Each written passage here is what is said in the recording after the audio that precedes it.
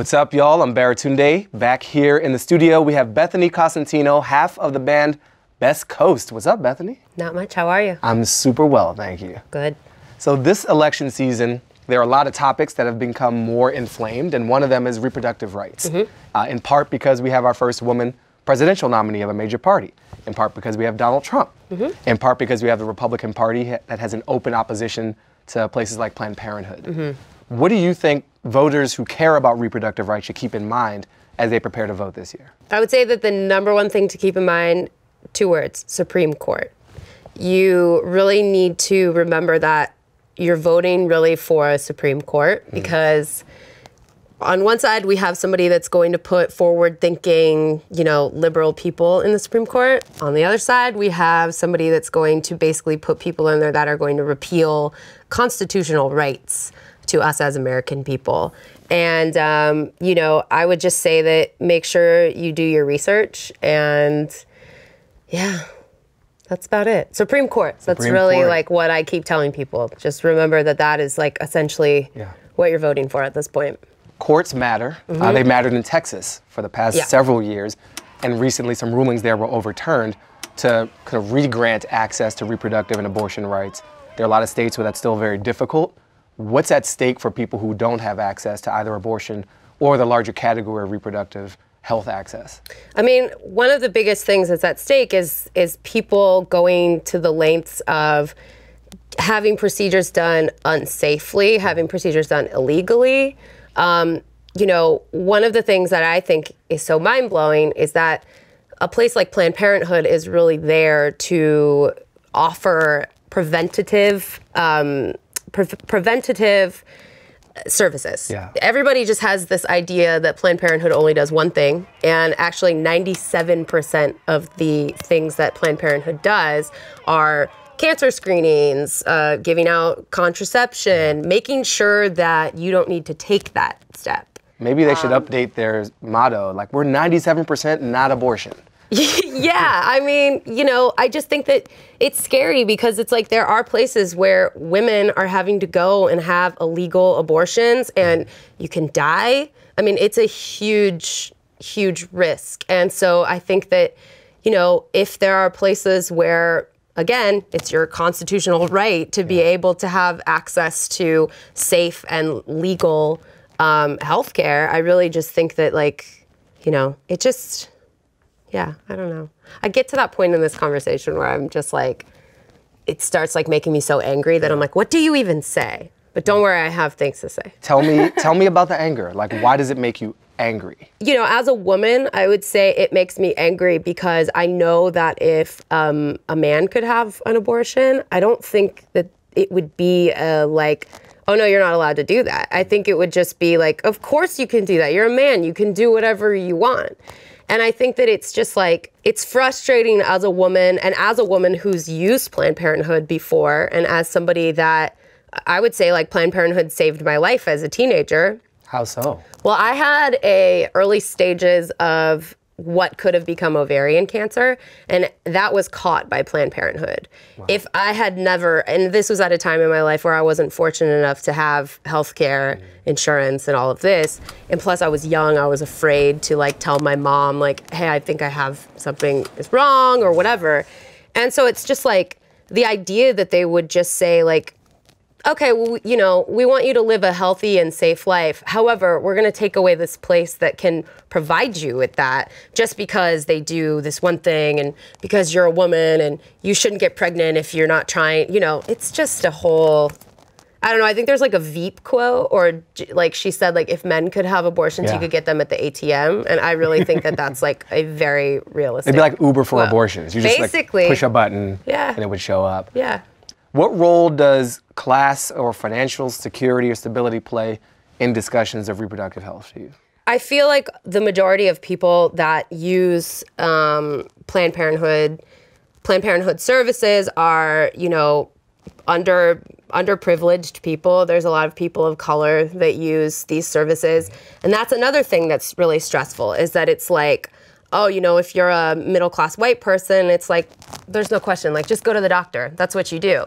But there are a lot of states and a lot of cities in the world where there are people that literally can't afford to do that. And the other thing is, like, with Planned Parenthood, they don't ask questions. You can just go in and say, like, I have an issue. You fill out a form, and it's really no questions asked. It's like, we just want to provide this for you. And to me, the thought of not being able to go somewhere because I couldn't afford it and therefore my life is on the line, that just like makes me so sad that it's just like the underprivileged population of America, which there is a lot, it's a huge percentage, that there are just so many people out there that don't have access to these things. And, the top percent is just like, whatever, I have access. Sorry that you don't. And that to me is just like, we're all living in this world together. We need to be there for each other. And again, just because this organization offers one service that everybody has a different opinion on doesn't mean that it should be defunded. The way you just said that was interesting to me. Just because this organization offers one service that you don't agree with doesn't mean that they should be shut down. And if we applied that logic to every other institution, every other store, every other hospital, like there's definitely stuff being sold on Amazon I don't agree with. Yeah. But it doesn't mean we shut down Amazon.com. When I used to get into arguments on the internet with people that were pro-life and would say to me, like, I can't believe you support this organization. It's like, you do realize that gynecologists and regular doctors perform this same procedure. So are you going to boycott your gynecologist or doctor?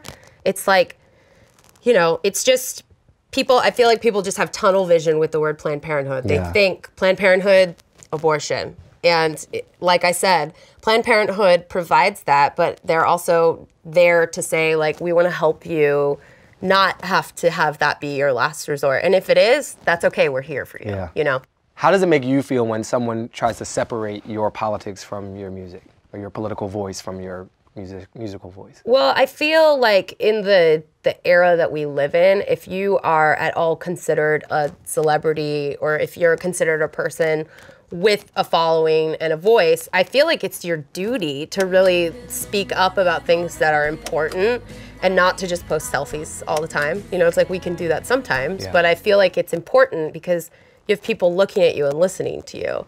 And so when people tell me, like, stick to the music or go write another record, stop tweeting about the election, it's like, okay, like I didn't realize that I was only allowed to do one thing, and that as a human being, I'm not supposed to have an opinion. And, this election is the most important one that I've been alive for. So it's like, if I wasn't talking about this election, I would be ashamed of myself. So less cheeseburger selfies and more like getting the facts out there and just dealing with the haters, because that's part of my job.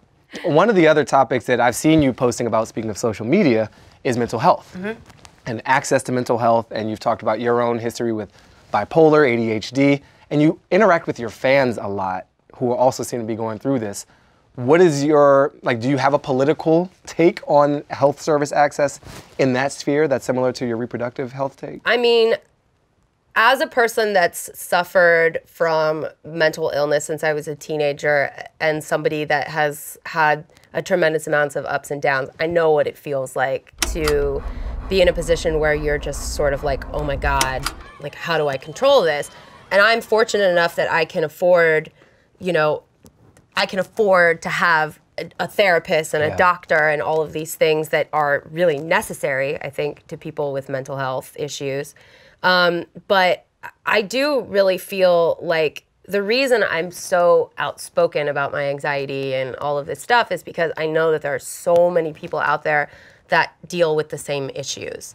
And I sometimes feel like they feel alone, they feel lost. And when they can look and say, oh, Bethany from Best Coast, whose music I really like, talks about her depression, talks about these things in a way where it's just like, yep, it's a part of life. And I think it's important to discuss and not make people feel ashamed of. It's nothing to be ashamed of. But I do think it's really important that mental health is taken more seriously and that there is access to psychiatric help and all of these things, because you know, so many of the things you see happen in the world, I feel like could be prevented if that person with that mental illness had received the treatment that they really needed to receive. I'm definitely passionate about. It's just, for me, I feel like it's a more difficult one to discuss, just because that one really, like, I just feel like when I see things and I hear like, well, this person was schizophrenic and you know, couldn't afford mental health care or whatever, that just makes me be like, oh my God, what is the world that we live in? Yeah. You know? Do either of these social and political concerns of yours show up in your music strongly, or in any way that you could discuss? I mean, I would say that my sort of political stance and the sort of activism that I do, I don't think it necessarily shows up in the music, but I would say that it influences me in a way, especially the mental health stuff, because I feel like I tried to write music that is relatable to people of all genders, all, you know, sexual orientation, race, like the whole thing. I just want anybody in the world to be able to listen to Best Coast and say, I felt that way before. It's nice to know that I'm not alone. And also in these times where there's so much crazy stuff going on, to just provide music that can make people feel sort of like, okay, life is confusing and crazy and scary sometimes, but, you know, this makes me feel good. And I have so many fans say to me, like, I was suicidal, or I was thinking of, you know, dropping out of school or whatever, and I listened to your music and it healed me. And that to me is like, that's insane, you know, because it's like, when I was a teenage girl, there were artists and things that I looked to for that same sort of like, oh, I'm gonna give you a big hug via my music. So I would say that that's kind of how it informs what I do as an artist.